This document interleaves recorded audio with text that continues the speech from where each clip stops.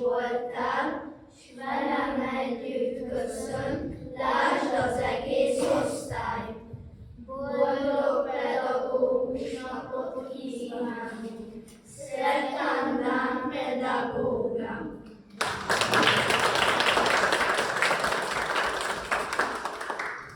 A čemu slúži učiteljica? Čemu slúži, čemu slúži, čemu slúži, čemu slúži? Takve po ramenu i kosi, čemu slúži? Velika carstva znanja nosi, čemu slúži? Da ti stavi plasterić na ranu, čemu slúži? Da te nikad ne ostavlja samu, čemu slúži? Da otvori sokić, da ti kapu stavi, učitelj o svemu, zadaćom te gnjavi. Moja učiteljica, kao druga mama, moja učiteljica, rado raste s nama. Moja učiteljica, kao druga mama, moja učiteljica, rado raste s nama.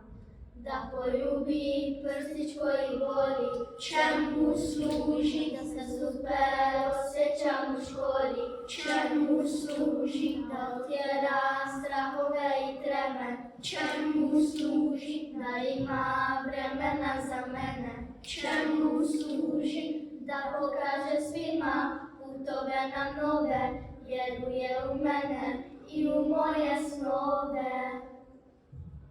Moja učiteljica, kao druga mama, moja učiteljica, rado raste s nama.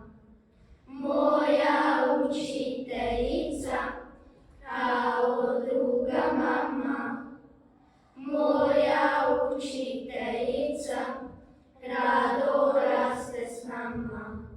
Da posluša svaku moju priču, čemu služi? Da pogleda zubiće što niču, čemu služi? Da te uči prijateljem biti, čemu služi? Da tugu ne moramo kriti, čemu služi? Da pohvali uvijek svaki korak mali, smije se i ljuti, igra se i šali.